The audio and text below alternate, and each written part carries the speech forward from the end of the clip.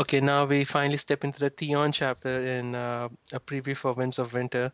Uh, so Theon makes it to the Stannis' camp along with the Braavosi banker and a bunch of Asha's men. Theon is immediately taken captive by Stannis. Lot of the Northern Lords are asking for his blood because they think he killed Ned Stark's sons and took Winterfell, right? So I really like this chapter because we get to see Stannis from Theon's point of view, and this is like really, I mean, I really started liking Stannis a lot more from it, and it's just because the way he deals with these people. So first, Theon witnesses him dealing with the Braavosi banker. Stannis agrees to inherit Robert's debt and also Joffrey's debt, and in return for a few more coins, and he promises that when he gets the throne, he will promise to pay all those loans that even Rob and Joffrey have taken. Sorry, Robert and Joffrey have taken. Next, he calls in the Maester, and I think this is from interrogating Theon that he knows that the Karl Stark's Maester is actually sending information back to Winterfell. Questioning the Maester, Stannis confirms that the Maester has been sending information on their locations. So he takes the Maester into custody. He doesn't press. Yeah, he's not too harsh on him or not too violent on him, just enough force on him to reveal it. Then he invites the Karl Starks for dinner, or sorry, breakfast. And then that was a plot. While he was having them for breakfast, all his men were rounded up and taken, and the Karl Starks themselves were also captured. One of the Karl Stark's son dies, gets his arm chopped off or something. But yeah. Next, he calls in Justin Massey and he asks Justin Massey to escort the banker back to Bravos, take the money that the banker gives him, and hire as many sellswords as he can, his preference being the Golden Company, and then start sending them over the sea to Stannis' help. He even asks him to continue the fight even if he's dead. At last, he brings in Asha. Asha asks for Theon's, asks that Theon be freed or something, because Theon is the last surviving son of a mother, and that's where it ends. And throughout this entire thing, the crows were making peculiar sounds and stuff like that. They were saying trees and Theons, and it's easy to speculate that Bran or Bloodraven were controlling or warging through the ravens, and they were kind of watching the entire scene. Sorry for the this jumbled half mess I presented. It's kind of more concentrating on the Victorian summary. So yeah, what do you guys think? I first want to clarify that Little Walder was the one that was found frozen in Winterfell, who is in fact the bigger Walder. In case that wasn't clear. It's like Martin, you. Who was, I believe, the person betrothed to Wyler Manderley? Yeah, he was the older one. Oh yeah. Is that right, or am I saying it wrong? I believe so. Ooh. Okay. That kind of brings in the motivation that the Manderley could have actually killed him, or one of Manderley's men. Interesting. I just felt like this Stannis' thing, him being so cool under pressure, dealing with these people with just the right amount of force. I mean, he's angry, but he's not. He's kind of robotic in some ways, but we do see him anger. We do see him getting irritated. So he's not robotic, but it's just the right amount of force he puts on these people. Doesn't do extra violence than needed. I know, it's such a great contrast between what we see towards the end of A Dance with Dragons, with him really sort of downbeaten on their march south, with this really sort of vibrant and like decisive Stannis. He's just taking one person after the other, sorting out situations, really rapid fire, and then at the end he goes out to deliver a rousing speech to his men. It's like so great because I don't know, I guess because Stannis is he's sort of a born commander. Even when his back's against the ropes, he sort of revels in the fact that the odds are against him. He says, exactly. They outnumber us, where they're far better nourished than us, we're sort of exhausted from the fight, but then he clings to the fact that now we hold the high ground. I'm gonna like turn every bit of the environment to my advantage. So it's great to see this Stannis, and I love the interplay between him and Theon. It's just hilarious. Theon's just kind of like this little jester, making wisecracks and taunting him and laughing at all the people that come in, and Stannis just this grumpily sort of deferring. So I love this little partnership they've got going. it seems like Stannis thrives under pressure when it's peacetime and things like that. The guy is like very depressed and sullen and things like that. But when there's a crisis, when the odds are against him, that's when he seems to be in charge, in command, and things like that. Yeah, I mean, Stannis is totally boss in this chapter. I mean, I strongly believe wars are fun, one, financially, and then secondly, top on the topology of like how you fight.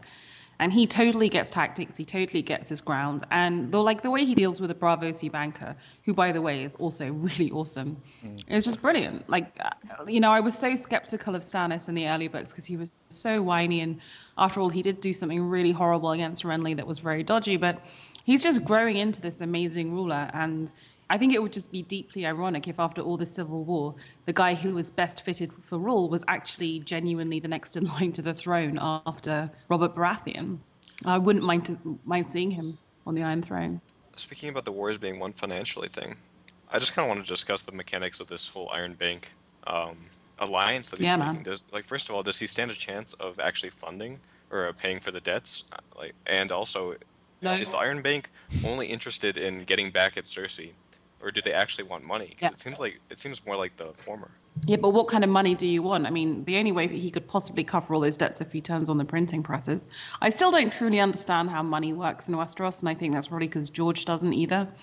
So a lot of it doesn't make a lot of sense to me. I will one day do my reread and do all the finances of Westeros, but there just isn't the money there. I mean, if you look at what's been going on with Littlefinger and Tywin and who actually has the gold, I don't see any realistic way Stannis can cover the debts he's claiming to cover, and the Braavosi bankers aren't stupid. Couldn't he dissolve the houses of Tyrell and Lannister and just take like a third of their gold or something? Doesn't matter. I mean, this is a land where there's it's like read about the 30 Years' War. Like the food's been killed. This is the longest winter. The productive capacity. Oh, I can be really geeky about this, but there's just no way. But that doesn't mean George R. R. Martin doesn't think there's a way. So I don't know whether do you know what I mean? Like it's weird to sort of assess.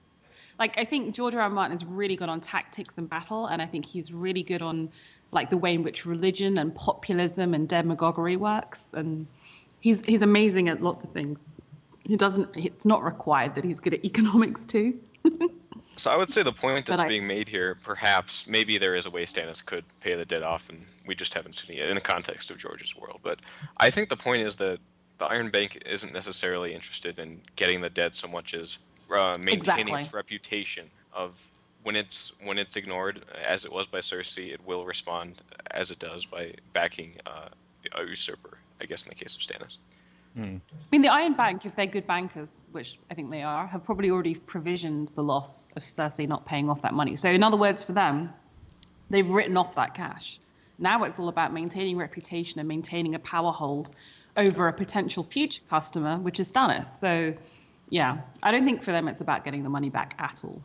Yeah, I think you have a better chance of understanding how Bitcoin works than understanding Westerosi finance. Bitcoin. I understand how Bitcoin works. Bitcoin's not difficult. But that's another discussion. What's Bitcoin? It's a virtual currency that's created in a limited amount to proof the investors against inflation. Okay. So if you believe that central banks at the moment are printing too much cash, you buy Bitcoin. The problem is it's technically illegal. Okay. There you go. Let's start the conversation.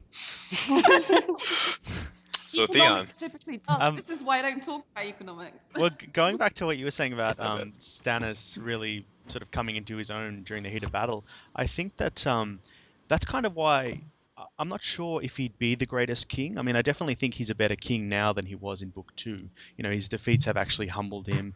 He seems to be, even though a lot of these people are doing things he doesn't want them to do, and he's certainly happy to deal out threats to the Maester. I think at his heart he sees the Maester as just doing his duty. He doesn't necessarily want to hurt these people or doing anything unfair to them. He does have this sense of justice. But the idea that he thrives in battle is why I think he might be a really, or at least a stronger Lord Commander than a king. Yeah, it's like, I mean, we've seen through in Princess and the Queen how the Targaryens treat with turncloaks, right? They're like, oh, one bastard did this, so let's get rid of all the bastards and stuff like that. And Stannis could have done the same thing. Oh, one Northman betrayed me. He's a turncloak, so all the Northmen are bad. But no, it's all very measured, and even with the men, it's like, yeah, if the men are willing to obey me, let them be, and it's just very But Stannis measured is never response. he's never vindictive. He's always that's his downfall in a way. I mean, he's so rigidly just. So even with Renly, like when he goes to treat with him, the famous peach scene, I think that if Renly had bent the knee, he wouldn't have been vindictive. He would have been fine. Okay, now natural order is restored. Let's rock and roll. So that's what I like about Stannis. He does manage to abstract himself from, immediate passions. Can make him a bit of a boring character to read sometimes, but yeah. Yeah, he does make this sort of funny comment in this, although possibly hinting at something darker in this chapter, where he says, "If only all the lords of Westeros had one neck," which is apparently like a line from Caligula or something. Yep, Caligula said that. Yeah, which is like not a good person to be cribbing quotes from. Do you guys think that Stannis would be a Lord Commander candidate, given the context that we get in this chapter? Because I honestly feel like a little bit that with this new information that we're getting, that he's figured the Karstarks out and he's sort of consolidating himself. He has the Iron Bank on his side. I feel like he actually is starting to stand a decent chance of taking the North into his control. It depends on the Northern Conspiracy and who joins him and all that too, and a million other factors. But I almost feel like this sort of makes a case that Stannis might not be losing his role as a king soon. Well, That's why I think it would be a big surprise to me if in the upcoming battle Stannis actually loses, right? Yeah, I agree. Yeah. Ramsay is not the smartest, knife in the drawer. Mandalores are clearly, not going to be 100% in the battle, and Frey's right. So the upcoming battle is easily one that only leaves Roose Bolton in Winterfell, and I think he has Umbers in there, and other Northmen who are also not completely loyal to him. So it's easy. Stannis is won. He's already won. Yeah, well, he's starting to pick up various alliances throughout the north. He's got the Mountain Clans. He's sort of got the Umbers. He's got, John, the Night's Watchmen and the Wildlings, possibly a connection with them, and by extension the Karstarks. But I think in terms of the north, if he can win this Battle of Winterfell and defeat the Boltons, then the north will, assuming there isn't a Grand Northern Conspiracy and they're just going to stab him in the back and implant Jon as the king, I think they can assume that the northern lords will flock around him, and maybe if they can get Rickon back, they can put him as Lord of Winterfell. But I sort of, that's only the north we can sort of look at. I'm not sure if that can translate to the southern kingdoms as well, especially with all the chaos that's happening now with Aegon. And Aegon has a much stronger force, although it does make the point that he's going to possibly hire 20,000 sellswords, which is actually double the size of the Golden Company. So he might still have a bit of a chance in the southern kingdoms. But then the Golden Company are like totally battle-hardened, kick-ass mercenaries, right? That's true, yeah. It's hard to tell, yeah. I just think that first of all, I want to say that I think that a point to be made is that Stannis was actively interested in installing a Stark, specifically Jon. So I don't think he would necessarily butt heads with the conspiracy if it came to light, though there is a little bit of animosity between him and Jon now after Jon rejected his offer. But I still don't think that even if he had trouble in the south, that necessarily makes it more likely that he'll become Lord Commander, as much as we might like to see him in that role. I feel like that's a little bit more far-fetched now, that his position in the north is stronger, because I feel like if he had lost in the north, that would have been his only option. I think the pressure cooker is going to be the others. Like, once the others arrive at the wall or in the north, all bets are off, and it's just going to be everyone in the north against them. And I think if Stannis is in a position to be leader, he'll almost take on the position of both, Lord of Winterfell and the Knights Commander, because all of the sort of forces will fall under his purview in the battle against the others. So that sets us up for a really interesting book after the Winds of Winter, because if you assume that Meereen is the first battle and the battle against the others is the final concluding battle, and if Stannis somehow wins that with an alliance of Northern Lords and gains their respect, and then comes down to the south as the man who defeated the others or whatever goes down, that could be huge. So that's my point, that we could have Stannis, the rightful heir, actually being the guy who ends up victorious, which would be deeply, deliciously ironic. But, but I don't think it'll be him Lord Commander, though, because I think that he can maintain his position as king now. I mean, he can defend the realm as king. He did so smashing the Wildlings. Exactly. So Yeah. Yeah, Though absolutely. I honestly, at this point, like I'm just thinking about it more and more, and I don't understand how anyone can possibly stop the others. Like Yeah. obviously there's this whole like Azor Ahai and all that, and we'll see how that happens. But it seems like they're just so unbeatable. When you hear about the Zombie long dragons. night and all that. Yeah, if they ever Zombie arrive, dragons. yeah. I was also thinking, is Stannis so confident? We are seeing Stannis as a very confident person, right, in this chapter. Is it because he's able to read the flames now, and this is all kind of he foresaw already? Could that be a part of it? I don't think so. I think this is pure like battle commander Stannis. And I was Do we wondering what think you he can read guys. fire? I think Melisandre can read the fires. I don't know if Stannis can. I mean, you mentioned he looks at the flames at various points, but I don't know if he's just contemplating his doom or what. I don't know if that's necessarily reading the flames. But I was wondering if what you guys thought his strategy might be against the Freys and the Mandalese, who are sort of approaching them in a vanguard. I think this was speculated in one of the podcasts of Ice and Fire. No, it couldn't have been a podcast of Ice and Fire episode because they don't do spoilers or previous chapters. I think I don't know where from where I heard this. Their position is very strategic. It's actually a very good position. They're between two lakes, and although the lakes are frozen over and you can walk over them because they've been fishing the lakes a lot. It's like somebody describes it that it's like there are so many holes in it. It's like a cup of cheese. So Mm. I can easily see a marching army, army marching on this frozen lake. Would think it's a solid footing, but actually would sink in. So Yeah, well, I was yeah. thinking with the Maester, because he's captured the Maester who is sending reports back to Lord Bolton on Ah. their position. And I was thinking he could actually get the Maester to write down their position. And it would be a false position, obviously, but that position would be just over the lake or just beyond the lake. So he could lure the Freys to march over the lake and then basically surround them and break the ice or set it on fire or whatever. Yeah. And just put them all in the icy water. Yeah. Something to do with the lake where they trap the foes is Can very you set ice plausible. on fire? I'm gonna ask a lot Yeah, of but that shocking Well, sounds like, questions. like you that pour sounds lantern like oil on it or sending something. that sounds more like sending a GPS location.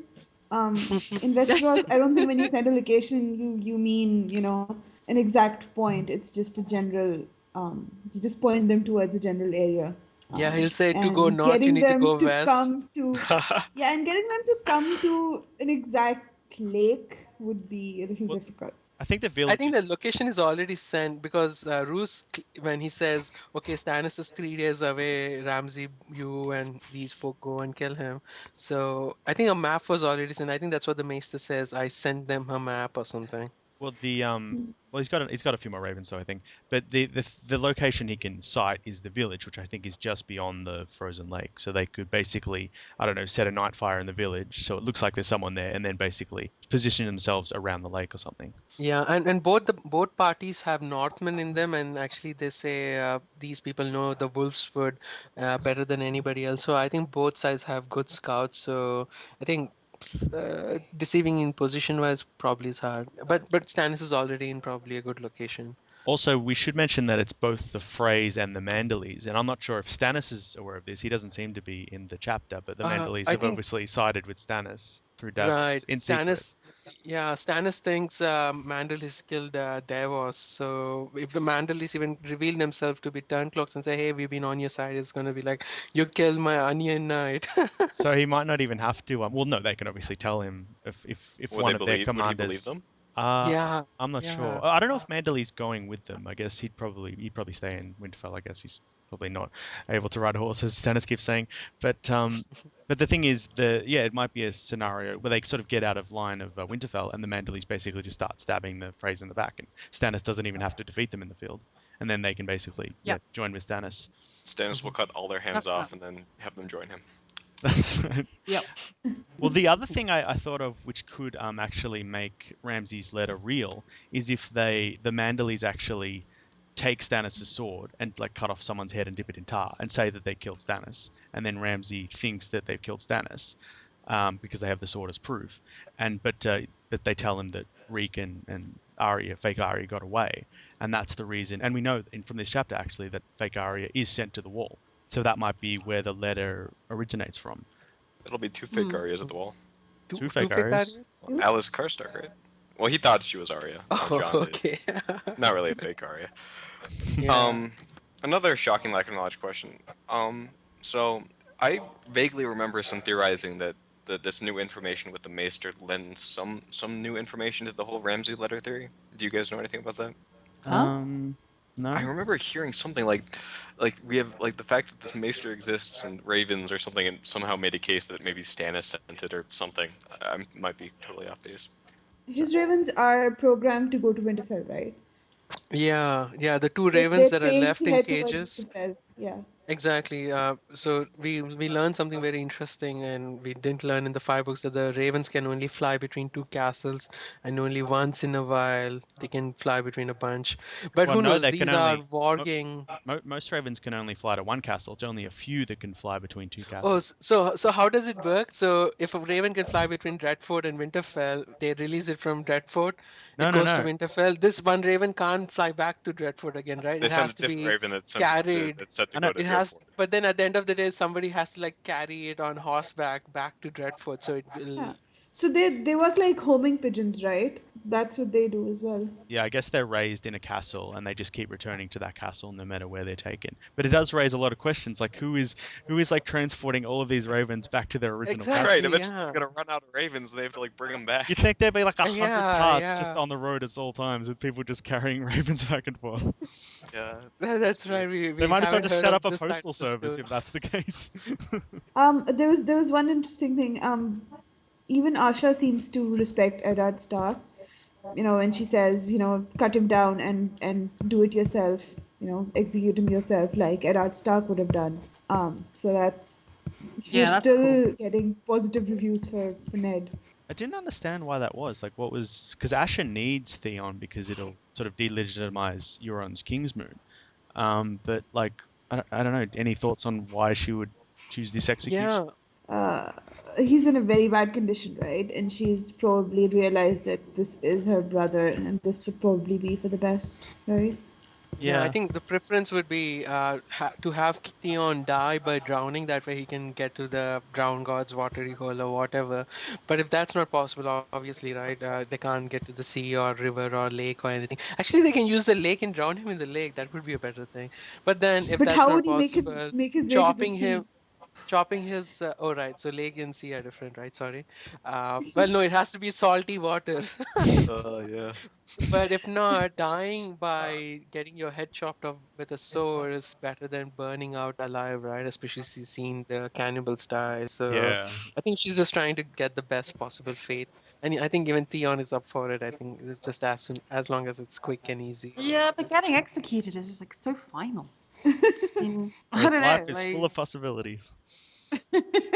I don't know. It does seem very fishy. I just don't see what she hopes to gain from that. Yeah, it doesn't make sense because she said, I mean, unless because she's seen the horrible state he's in, she just wants to let him die. Like she's given up on that dream of kicking out Euron, and she just wants to get her brothers in peace. And she's seen how horrible the death by burning is, that she would just rather him have a quick, clean death. Right. Theon will join Quentin and Volantis, and they can have a happily ever after. Although we do get a few hints of maybe Bran working his magic. The ravens are like start cawing when they mention the heart tree. Exactly. So we might see some weirwood magic in the next chapter. There is a theory that something very, very bizarre and weird is going to go down when we have the execution in front of the weirwood tree, and that somehow Stannis is going to bend the knee to the real Azor Ahai. But anyway. Is that John? Yeah. Oh, okay. So Dany, maybe, if she shows up there. Yeah, Dany. Oh, yeah. Well, I think this is going to go down before Dany even remotely makes her way up to the north, right? Seems that way right now. Yeah, just one last point on the letter. I don't think it probably is Stannis because it would take like a month for John to get there, so I don't think it would have any effect in the immediate future. I'm gonna have to look at where I saw all that stuff because I definitely remember hearing something, but it doesn't seem like that. I remember something though about the Maester letter. Okay. Okay. Also, from Yeah, cool. Stannis's point of view, one rationale behind killing Theon would be that he knows Ramsay is like obsessed with him and he wants him back, and he considers him his slave. So if he's going to kill Theon, that might force Ramsay to rush into battle like really recklessly. But I'm not sure if Stannis, with his concepts of justice and right, would kill someone just to kind of anger another. Well, yeah, but he's going to I'm kill him not anyway. Yeah, but I'm not sure if in his own mind that would be seen as a Well, justifiable. True. Yeah, I think Ramsay accidentally confided a lot of secrets in Theon, right? Like when he brought Theon first time from the prison and in a Dance with Dragons, now we know that the people sitting along with Ramsay were actually the Karl Starks. So Ramsay did a big mistake here by revealing Karl Stark alliance to Theon, and I think Theon was the one who kind of probably confirmed it to Stannis that the Karl Starks were all turncloaks.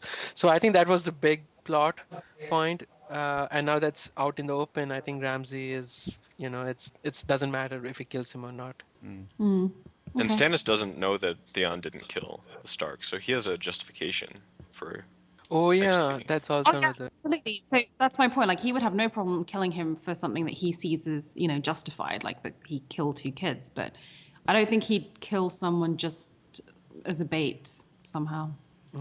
He has. Oh, I also specific- have to point out this location where they are. They are between these 2 lakes, a big lake and a small lake. And I think the big lake actually has an island with weirwood trees in it. So I don't know if that comes into play in one of the upcoming battles, but it's interesting the strategic position of God's Wood. Mm. Indeedy.